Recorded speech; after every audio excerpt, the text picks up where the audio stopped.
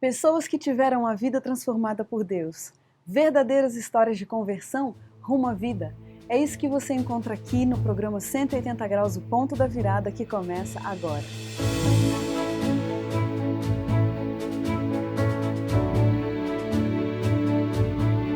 Quando sentimos o toque de Deus na vida, uma mudança acontece.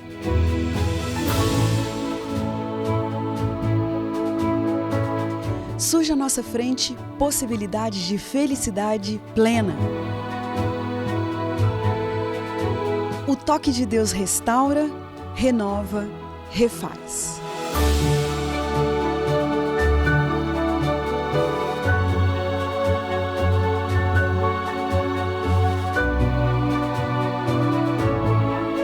Hoje conheceremos uma pessoa que experimentou essa graça maravilhosa.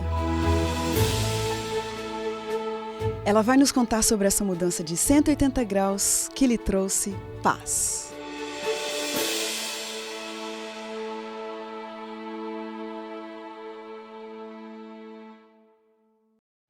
Vinícius Gabriel da Silva Prado nasceu no Rio de Janeiro e cresceu em uma família muito pobre. Ainda criança, juntamente com sua mãe, aceitou a Cristo, mas declinou da ideia aos 14 anos. Amante da música, ficou encantado ao receber um convite para ser vocalista em uma banda de rock. Conheceu assim o mundo da curtição, das festas, das bebidas, mas tinha problema para dormir ao chegar em casa. Até que um dia de sábado, ele ouviu uma música da Regina Mota que dizia: "Vem para Jesus, agora é o momento, não podes deixar para depois." A partir dali, ele experimentou esse mistério que é ter a vida transformada em 180 graus. Experimentou a graça do perdão e da misericórdia divina e não quer fazer outra coisa na vida a não ser louvar e exaltar o nome do nosso Senhor Jesus Cristo. Vinícius, que prazer pra gente ter você aqui, uma pessoa tão bonita, tão jovem, com uma experiência tão definitiva na vida. Muito obrigada porque você aceitou. Realmente.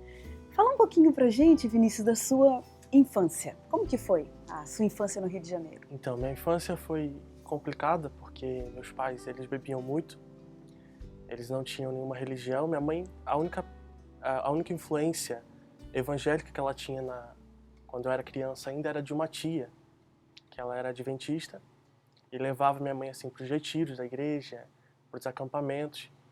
Então foi o único contato que minha mãe teve com alguma instituição religiosa. Só que dali ela nunca aceitou o convite de Deus para a vida dela. E então ela sempre fumou, sempre bebeu muito, até que então que ela se converteu em uma instituição não adventista. Foi onde ela teve encontro com Deus, mas daí ela sempre sentia aquela coisa assim que não estava as verdades bíblicas que continham na Bíblia. Uhum. Então ela orou a Deus e no retiro ela se converteu à igreja adventista. E você, Vinícius, nessa época era criança? Isso. Acompanhou sua mãe, seguiu também os caminhos dela, foi isso? Sim. Tá.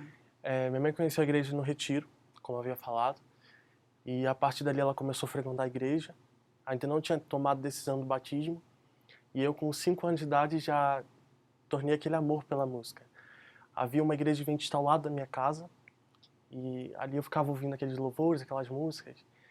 E a partir dos 5 anos, quando eu comecei a frequentar a igreja, eu pedia para minha mãe cantar, só que ela não sabia como funcionava para eu poder louvar ali na igreja. E ela chamou uma irmã que era responsável pelo louvor, a irmã Deusimar. E a irmã Deusimar falou que eu poderia cantar na igreja. Então, a partir dali, eu sempre cantei, a partir de 5 anos de idade. Daí eu comecei a participar de corais, e grupos, solo. O que aconteceu que aos 14 anos você mudou de ideia? Então, eu sempre questionava muito. A gente chega naquela fase da adolescência, da fase de transição de criança para adolescente. Uhum. Eu comecei a questionar muito a Deus. Eu falava, será que o Senhor existe? Eu fico cantando, e Jesus não volta. Ficava questionando isso. Uhum. A igreja adventista ela prega muito sobre a volta de Jesus. Uhum. Então eu sempre ficava questionando muito a Deus. E quando cheguei com 14 anos eu falei assim, Senhor, poxa, o Senhor vai ter que me provar que o Senhor é Pai, que o Senhor existe, que o Senhor está aqui comigo.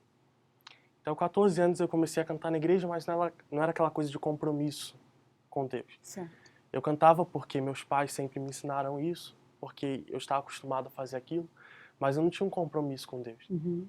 Então eu sempre questionava muito se Deus existia, se alguma coisa. Foi dali que eu conheci um grupo da minha cidade, que eles me convidaram para fazer parte dessa banda. E muitas vezes eu escondi da minha mãe, escondi da minha família. Como eu sou aquela fase rebelde da vida, O que eu que ia tinha nesse grupo que de repente sua família não aprovasse? além de não ser um grupo cristão, eles eram do rock, então minha mãe não apoiava, né? Por mais que a gente cantasse músicas românticas, pegávamos músicas seculares românticas e transformávamos em uma batida mais forte. Então minha mãe nunca apoiou. Eu deixei o cabelo crescer, até algumas fotos. Então, daí eu comecei a minha época rebelde da vida, querendo. Eu lembro que minha tia na época pagava a escola para mim, porque meus pais não tinham condições de pagar uma escola particular. Meus tios pagavam, eu chegava na escola, dava presença e saía. Olha, E minha tia estudava do lado da escola, às vezes ela olhava lá pela janela do prédio, ela via lá eu dando presença e saía da escola. mas você é atrevidinho, hein? Pois é, Tem uma carinha assim de bonzinho, de Pois bom é. aluno, olha Transformado. só. Como que foi, Vinícius, esse período em que você esteve fora, né? Por que caminhos que você passou?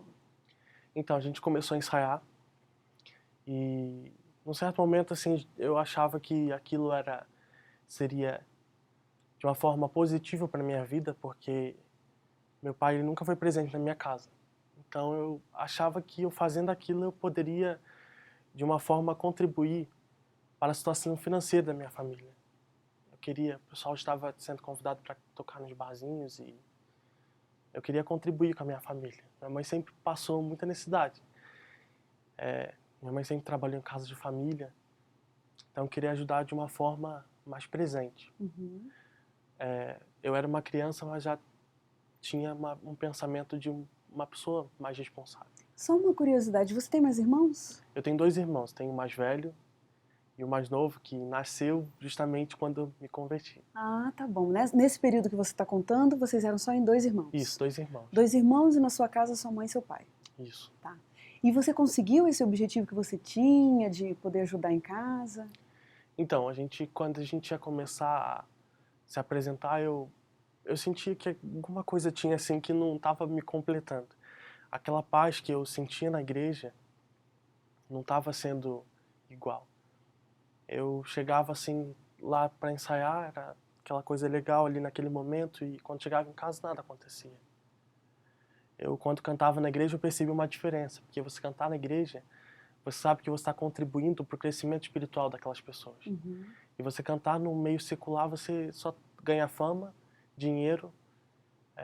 Eu estava tendo uma certa dificuldade de relacionamento com a minha família, porque eu tinha deixado o cabelo crescer e comecei a vestir roupas que não condizem que eu visto desde criança. Uhum. Então aquilo foi incomodando. Sei. E com relação, você tinha dito, né, que você tinha essa vontade de poder ajudar a família financeiramente e tal. Isso daí aconteceu? Não. Por certa parte, sim.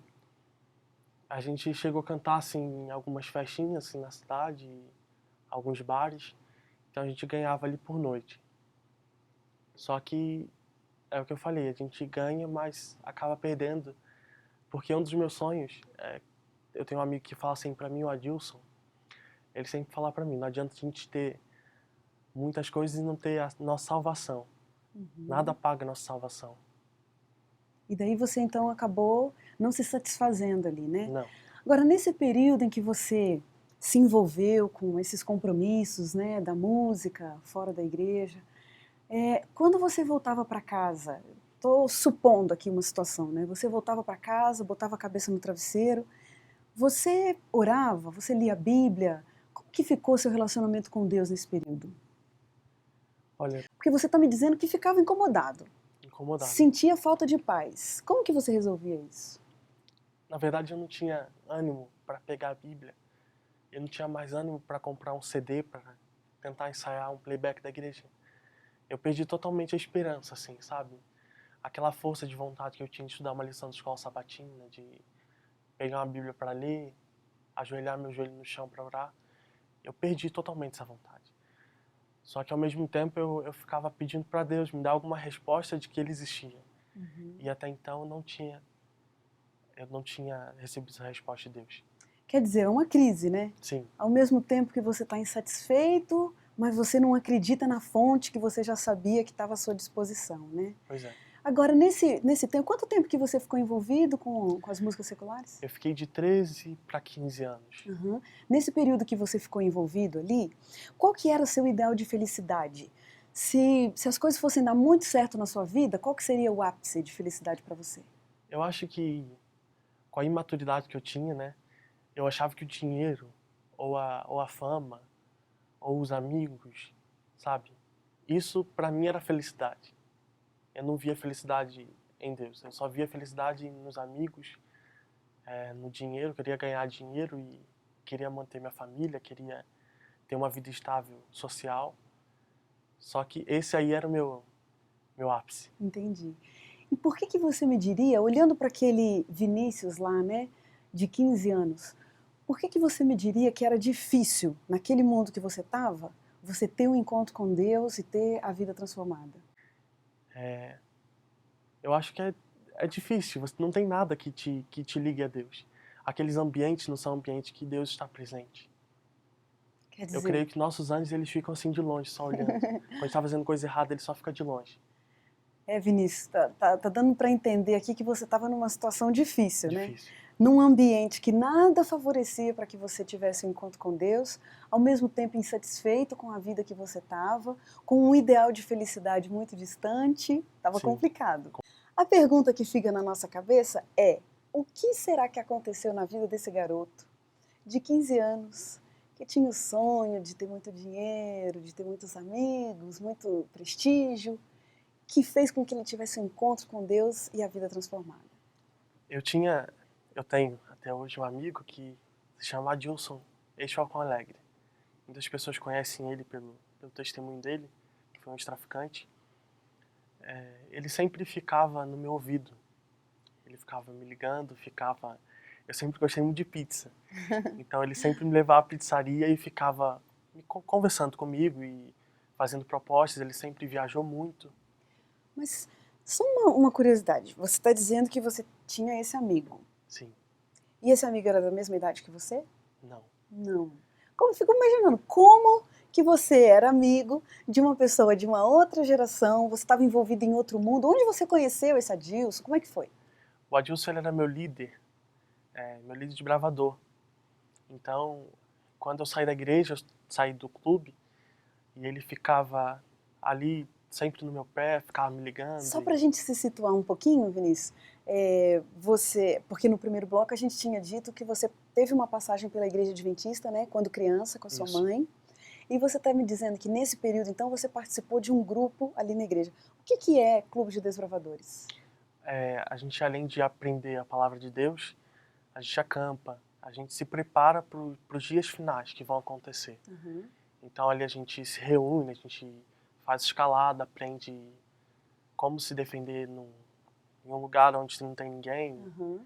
Então, quando criança, você participava desse grupo na Isso. igreja. Conheceu esse líder, que era o Adilson. Mas no período que você se envolveu com o mundo do rock, saiu da igreja, você continuou tendo amizade com ele? Sim, ele me ligava sempre. Ele foi uma das pessoas que insistiu comigo, mesmo eu não estando na igreja. Então ele me ligava, ele ficava no meu aniversário, todo aniversário ele era o primeiro a ligar. Ele até me incomodava um pouquinho. Então ele sempre me ligava, ficava indo lá em casa, insistiu comigo mesmo. E você dizendo que você gosta de pizza, e ele... Isso, aí ele me levava pra pizzaria, enquanto eu estava comendo, ele estava dando sermão. Às vezes ele parava assim tudo pra gente orar junto comigo. Então isso sempre me incomodou porque eu tinha uma vida e ele estava me apresentando outra. E quando eu ia para essa vida errada, eu ficava lembrando de tudo que ele me falava quando a gente estava junto. E ele sempre me falava: Vinícius, não vale a pena. Vamos comigo, vamos fazer uma experiência. Vamos voltar, eu prego, eu conto meu testemunho, você viaja comigo e você canta no final da programação. E até o dia que eu aceitei, eu falei assim, aquilo tava me incomodando demais, e eu falei, caramba. E nós fizemos a primeira viagem. E eu não senti que eu estava preparado para cantar.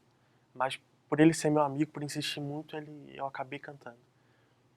Você se lembra o que você preparou para cantar? Porque você tinha dito que já não tinha mais Não playback. tinha, eu cantei uma Já coisa não tinha. bem antiga, assim, que eu já cantava. Tava até com dificuldade para cantar. Tava na época da mudança de voz. Então eu fiquei assim, sabe? Eu tava ali, mas não queria estar ali. Então eu comecei a viajar com ele e tive que dar uma mudança de 180 graus na minha vida, porque eu tive que desligar celular, não tive que quebrar meu chip, meu número eu tive que mudar, porque eles ficavam me ligando, me procurando nas redes sociais. Então foi difícil para mim. E a partir dali eu não tinha sentido o toque de Deus ainda na minha vida. Por mais que eu estivesse cantando na igreja, é o que eu sempre digo, às vezes a gente está na igreja, mas a gente não está convertido. O que será que te deu essa vontade de topar um desafio? Isso é um desafio, né? Você acompanhar uma pessoa que vai dar um testemunho e cantar no final. O que Isso. será que te deu essa vontade de ir se você estava desacreditando de Deus? Por que será? É difícil assim, porque eu sou jovem, o Adilson ele já, na época ele estava com 62 anos de idade e um jovem acompanhar uma pessoa de mais idade é complicado, porque os assuntos não são os mesmos, ele tem aquela cabeça mais fechada, eu tenho a cabeça mais aberta, então era difícil, assim, a gente chegava no hotel e eu falava, cara, o que eu tô fazendo aqui? Sábado à noite, assim, sabe? Nós chegávamos do culto, íamos pro hotel, eu falava, o que eu tô fazendo aqui com a Dilson? Olha, Eu mas não, estava ali. eu tava ali. E ele sempre me incomodava muito, ele me chamava, eu durante a semana ensaiava com a banda e durante o final de semana eu viajava com ele para cantar na igreja. Olha.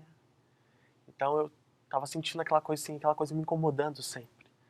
Até o dia que um dia eu fui dormir e falei assim, Senhor, o Senhor, isso já acompanhando o Adilson há 3 anos. Hoje eu faço 6 anos que acompanho ele. Mas na época eu tinha 3 anos que acompanhava ele. Eu falei, Senhor, o Senhor vai ter que me dar uma prova que o Senhor existe. Porque eu tô cantando, o Adilson ele conta o testemunho dele de que Deus existe. Eu falei, eu quero conhecer esse Deus. É isso mesmo. E a gente acaba desafiando a Deus, tem momentos que a gente acaba desafiando a Deus. E eu lembro que nessa época a gente foi convidado para ir para Bolívia, fazer o evangelismo na Bolívia. E nós íamos ficar lá durante uma semana. E lá nós passamos por um hospital do câncer. E esse hospital do câncer nós teríamos que fazer 3 sessões. Eram 3 leitos, não tinha como todo mundo se reunir para fazer um culto para todo mundo junto. Então a gente tinha que fazer 3 sessões. A primeira nós conseguimos fazer, só tinha 1 hora para fazer as 3 sessões. A primeira, o Adilson se estendeu um pouquinho, foi quase 40 minutos. Então tinha 2 para fazer em 20 minutos.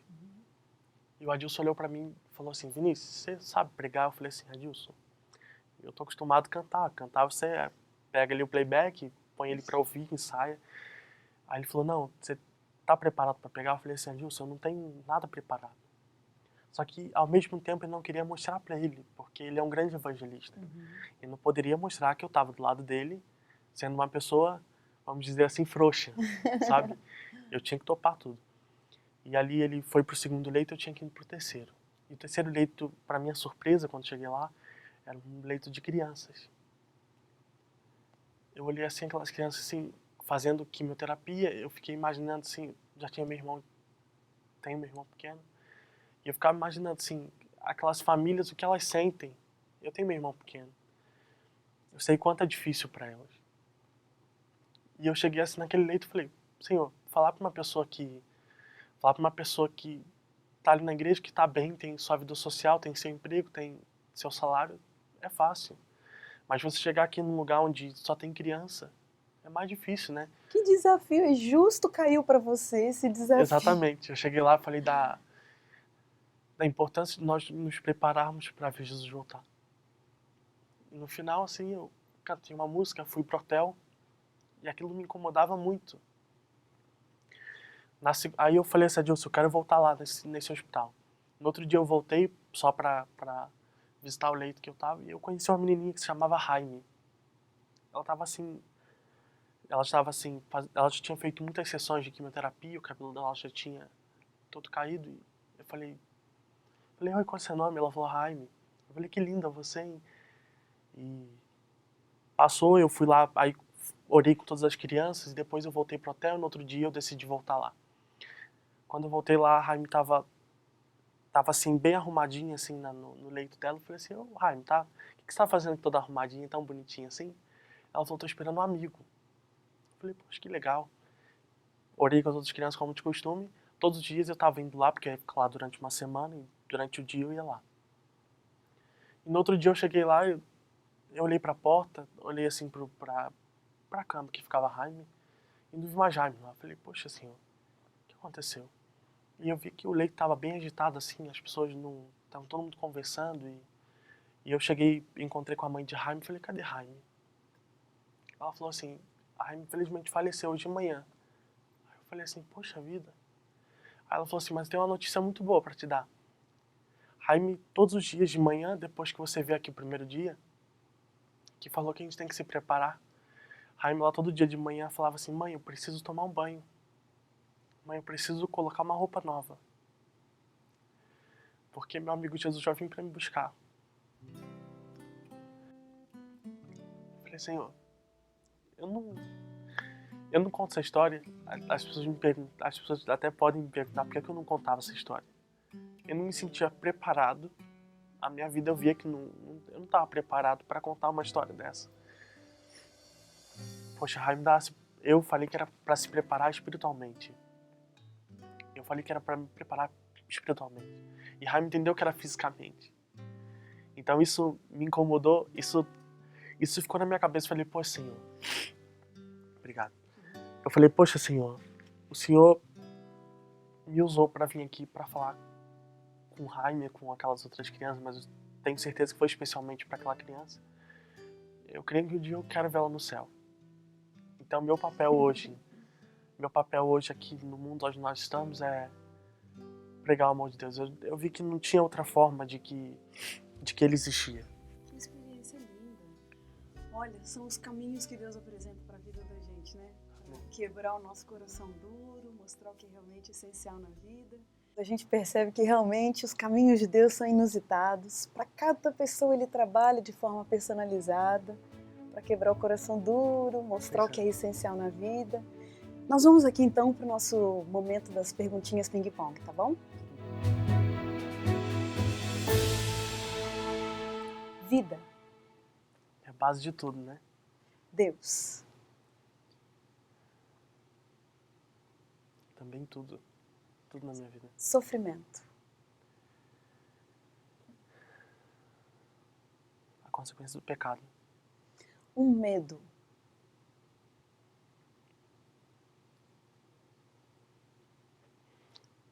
Eu acho que é...